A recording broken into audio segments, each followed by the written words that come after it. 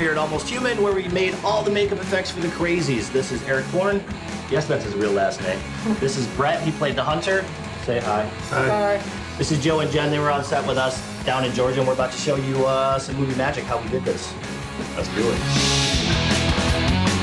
We actually made these pieces out of adhesive. It's a relatively new technique, and the appliances themselves are not made out of gelatin or foam or any traditional material. They're actually made out of glue. We create and make little molds for them, and then we put this tattoo transfer paper onto them, and when you wet it, you peel it off. It's essentially done. We're here in the mold department, and this is where the makeup process begins with a life cast. We put alginate over his whole face first, minus the nostril holes. There's always one person there watching the nostrils. Then we take plaster bandage. That sets in another 5 minutes. We do like this whole mummy thing. And that holds the shape, because if we were to just put the alginate on and you peel it off, it would just fall flat and it's flimsy. We pour the stone into the mold and we get this stone cast. We'll make a silicone matrix mold of this cast, so we can just make as many as we need to. Same size, same everything. We have the neck piece that was made especially for Brett. This was sculpted exactly on his cast. This piece goes right up under his chin where it needs to go, blends off right down where it needs to on the collarbone. Face pieces, we did some generics for him where we actually took measurements off of his life cast. We used the cast basically to kind of map out everything and get sizes. First, it's sculpted in clay, and I believe this particular neck piece might have taken a day and a half to sculpt. We had some sculptors who are very talented guys come in. They sculpt every little wrinkle, every little detail in clay. And I mean, it's down to like the goose flesh.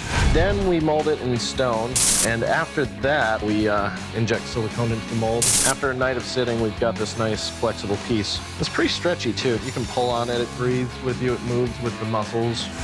Putting on the transfer pieces right now and doing the blending, they're putting on the veins that will eventually cover his head. See a little bit of alcohol that we're using just to smooth out the edges. There's about 21 separate pieces that we're putting on. There's a lot of them.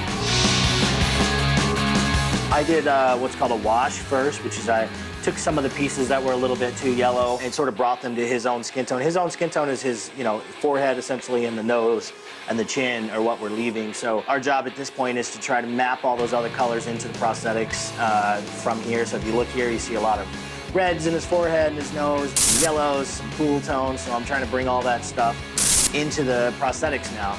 That sort of like working a little backwards since you're painting translucent materials. You try to take their own skin tone and make everything else match. I like to paint with an airbrush, especially this model of it, because you can do what's called stippling, which is you have really runny paints. You make them really translucent. A certain way that you hold the airbrush, it actually spits it out on little spots. And if you look at your skin is pretty spotty. I feel like it helps, especially on camera. To the eye, sometimes it maybe look a little much, but on camera, I think it really adds it's a nice intrinsic way to paint with the airbrush. And then also, when we get into the little vein work, I'll switch to a different airbrush where we can get in a little tighter. Lighting and sometimes even just camera angles can make or break this stuff. And it's kind of like a giant magic trick that, it doesn't just come to the set all wrapped up and you open it and it dances and it looks perfect. I mean, it takes the grips and lighting and direction, and it takes all of these factors to be symbiotic with us to make the thing work. Sometimes it works and sometimes it doesn't. This movie was a great combination of things that really work. Most of the time, when you're building this stuff and all of that, you never really think, or you never really get to see, you always see it in like really bad flat lighting like this.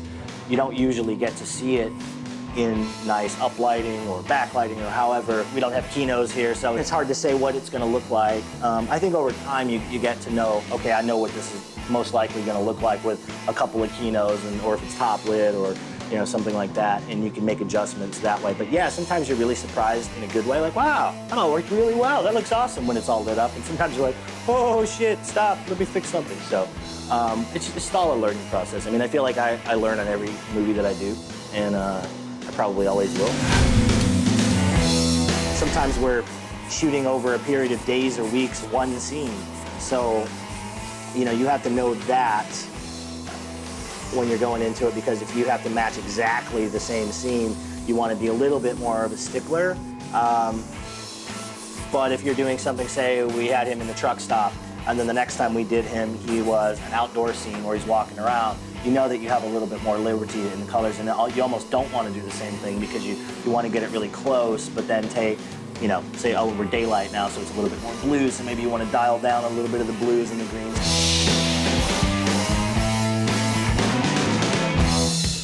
I'm just blending off all of the 5 o'clock shadow, matching up the skin a little bit more, so that everything kind of just forms one cohesive design.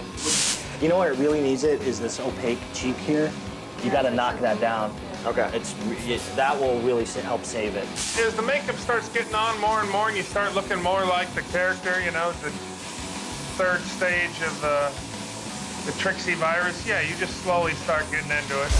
Well, once the contacts come in and the teeth go in and you start looking at yourself in the mirror, it's pretty much there, you know. As much as you're getting directed by Breck or the second unit, you also got Rob there throwing in his 2 cents behind the scenes, you know, because he knows what he expects that character to look like and what's going to look best, you know, jutting out the chin. We have a real great scene in the movie where I get hit by Timothy Oliphant, and I'm supposed to swing back around, and you have Rob there saying, take your time on that swing, really get that neck out and tilt that head. And it turned out to be probably one of the best little scary scenes in the whole movie. The Crazies are all about stress and tension and tetanus and that kind of thing. So we've got this sort of theme, this MO where you see these striations. All the Crazies, like the Hunters and the Hamels and all that, they all had their own custom prosthetics on. You know, we took live casts of them and sculpted out the individual neck pieces that had all the top muscles, and they were made custom for them, and they were made out of silicone. This neck piece, you know, was just it looked almost just like a piece of yellow plastic, and now it kind of has all these different sort of model colors on there. Start grunging. Grunge away. Grunging's pretty much dirtying them up to kind of break up the skin tone a little bit. And to add to the grunginess. Yes.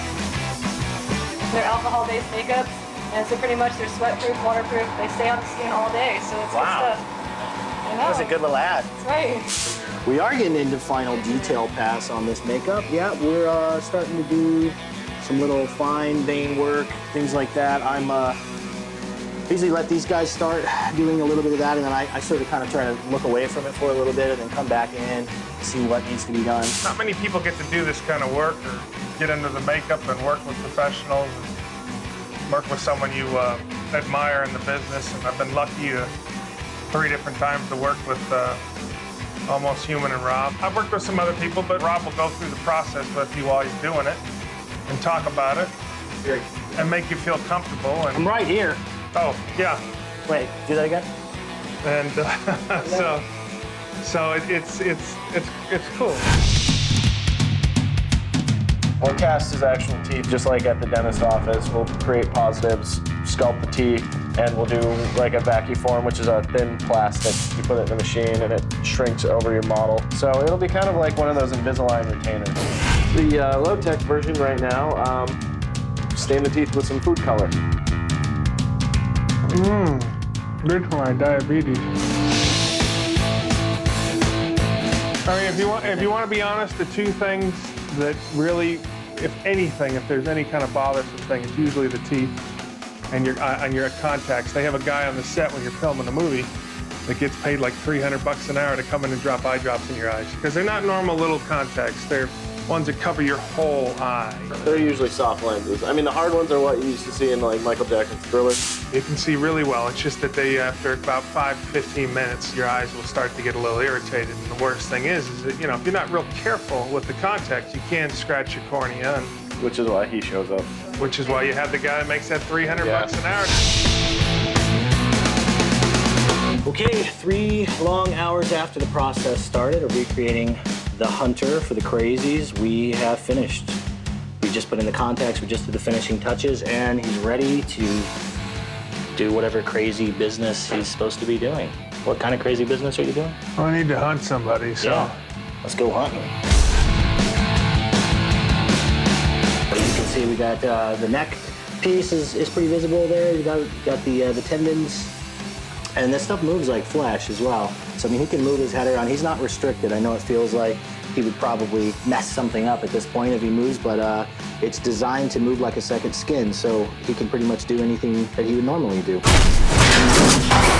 Put the contact lenses in, all the little vein pieces, as you can see now, are all blended in with the rest of the makeup.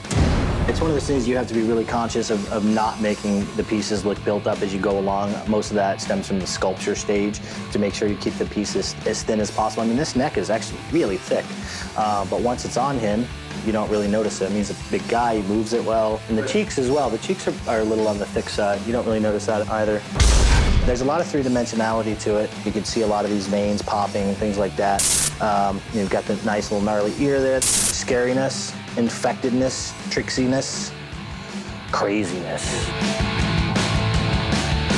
You can see that you can move around in this stuff. You know, there is some stuff you can get and doing when you're doing some creature stuff, which is very bulky, but you know, I had to beat up Timothy in a space like this big underneath a truck. The stuff is good. You can move around. I picked them up and slammed them.